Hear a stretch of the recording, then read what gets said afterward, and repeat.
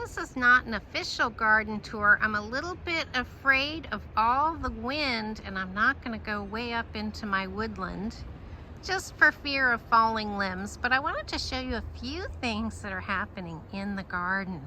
A lot goes on this time of year with about a week and a half of warm weather. We've had a couple cold nights, but a lot of the plants have woken up, and I just wanted to highlight a few areas for you.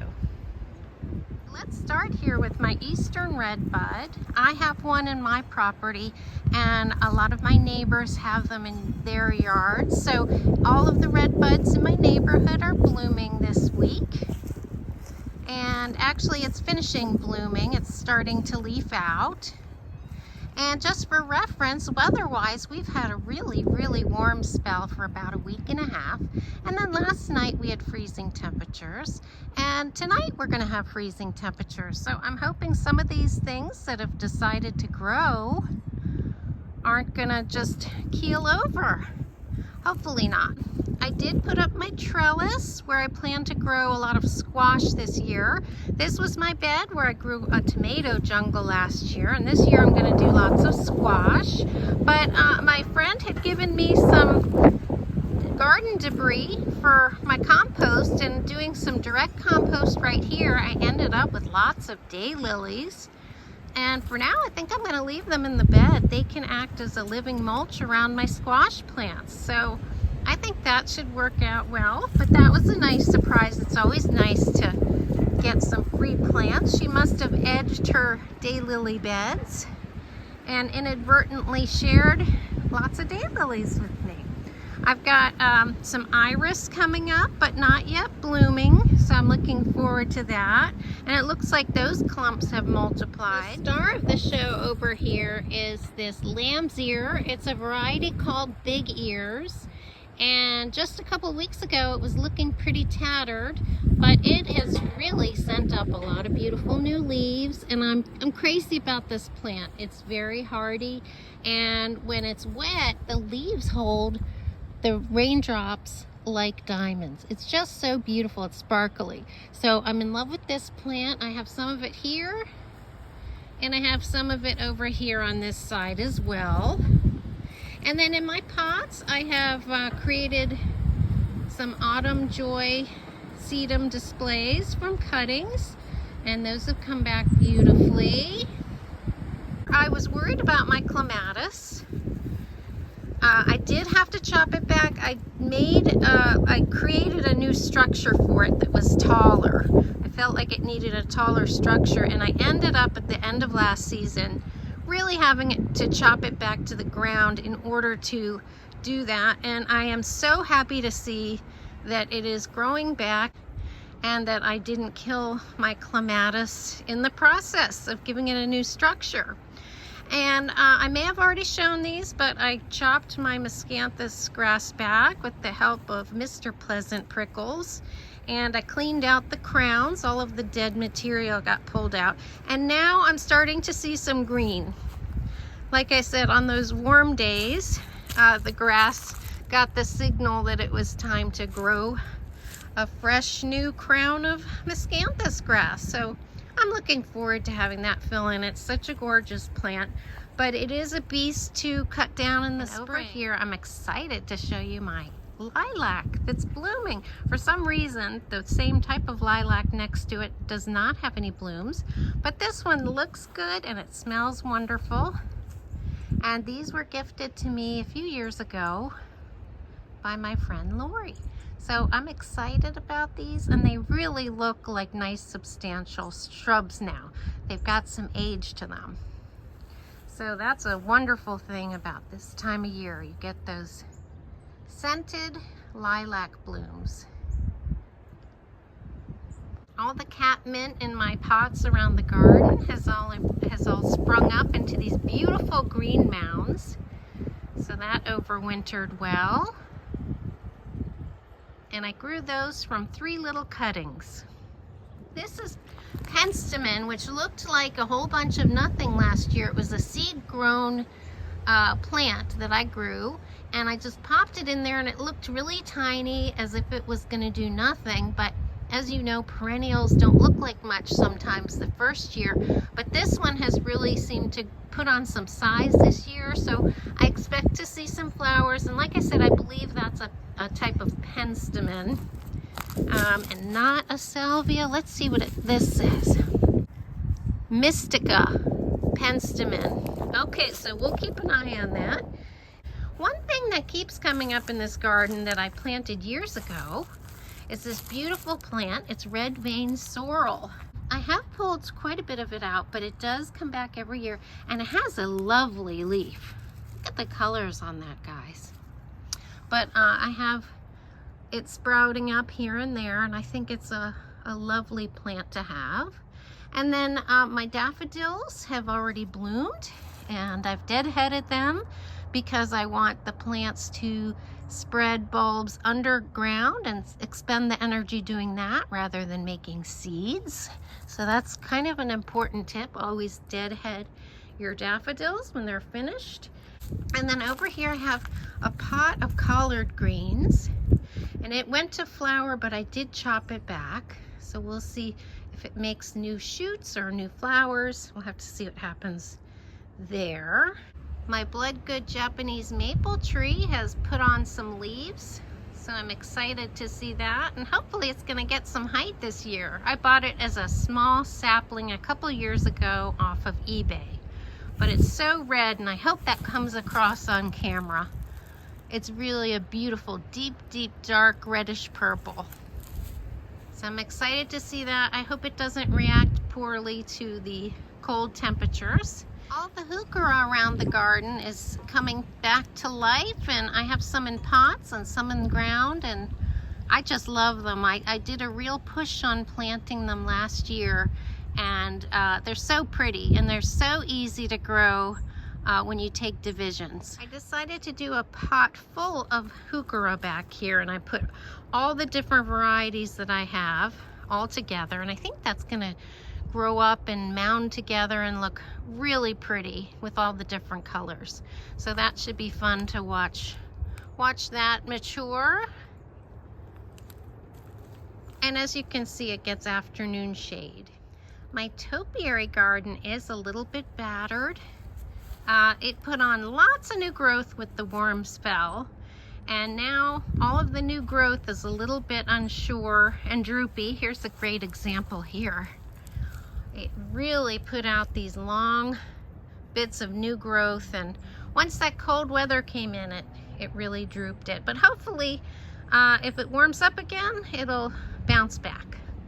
But most of the plants are affected like that. But they're all cleaned up and top dressed with compost and some fresh gravel, ready to go for the season. Oh, and here's some more cuttings of autumn joy sedum, which I have pretty much made so many pots of that around the garden. It's so drought proof and easy, and I think the foliage is just beautiful. It's just a wonderful plant to have in my growing zone, which is growing zone 6B 7A here in Maryland. Okay, this area is a real garden highlight for me. It's sort of a new project because if you've watched some of my other videos before, you'll know that we had to remove a very old large pine. And it used to be somewhat of a shade garden, but it has opened up lots of space, let in a lot of sun, and I'm not sure how the hostas are going to react, but I'm going to be adding some more sun-loving plants. And right now the lily of the valley is emerging, and it looks fantastic. It's all throughout here and over back on that side, and it's such pretty foliage. I do also have lots of daylilies coming up. I have some behind this Japanese maple sapling that I planted.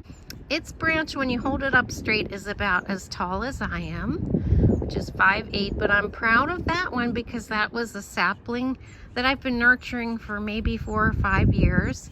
And it just popped up in my lawn under my Japanese maple out front.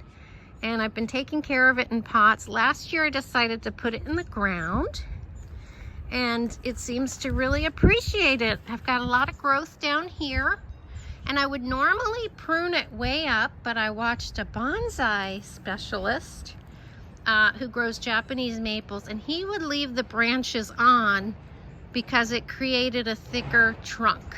So that is why I'm not doing any pruning on this for a while.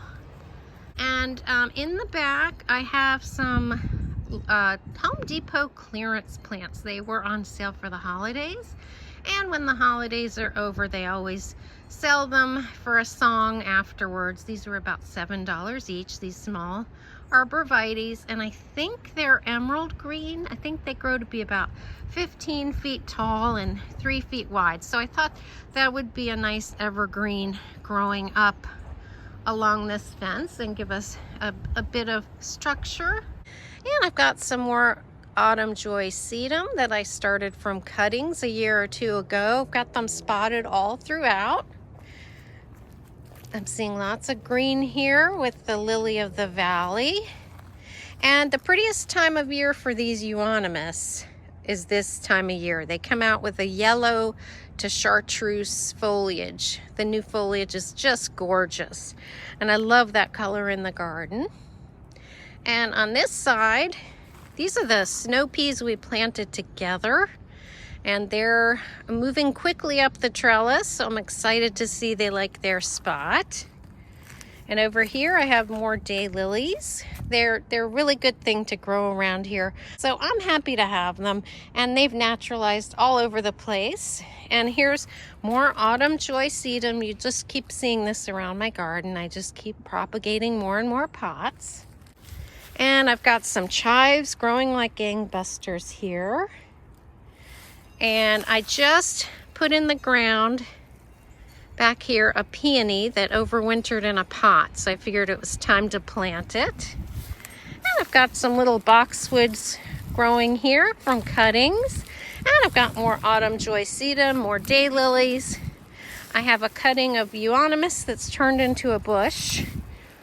And a topiary of a different type of euonymus that I've been growing for a few years.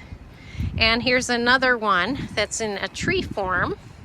That topiary was successful, but this one really wanted to stay bushy, so I'm letting it do its thing. Only one of my baby hosta seedlings came back, so for now it's living under there. And I have different heucheras spotted in here and daylilies coming up in between. Starting to see some maturity over here that makes me very excited. I'm going to pull in the spider plants into the polytunnel for tonight's cold weather. But I did put those out. But come look over here closely at my hellebore. It's been blooming for quite a while now, a couple of weeks. And I hope you can see the detail on that. That's the wedding cake variety. And it's called confetti cake. So I love that. It's gorgeous. Really gorgeous. This was a gift from my friend Lori. She's given me so much for my garden. But hopefully you can see the detail on that. It's a beautiful hellebore. And it came back, and it's twice as big as it was last year. And another thing that came back are the bleeding hearts. I'm going to show you how gorgeous they look this year. These were planted bare root last year. Look at how pretty that looks. And they prefer shade, but all three of my plants came back. It's always such a miracle, in my opinion, when they come back after such a rough winter. But they have beautiful sprays of bleeding hearts. I have one back here too. Even in the deep shade, look at how pretty this is. Still blooms. And these are quite ephemeral. They will disappear pretty quickly once they sense some heat. So, you know, you can't expect the foliage to stay up throughout the season. They come and go pretty quickly, and this year they put on a very nice show. I'm just glad they came back. And I'm thrilled about how big my laurel cuttings got. I rooted those maybe 4 years ago, and they're actually starting to look like shrubs. So that makes me very happy. But here's a little bit of a closer view of my red bud. This was given to me by a neighbor who's since moved away. So it's kind of nice to think of him every time it blooms. And here is an aerial view of my future squash garden. So thanks so much for joining me in the garden today to highlight some of the plants that are enjoying the early spring. I hope you're having fun in your spring gardens. I'll see you next time.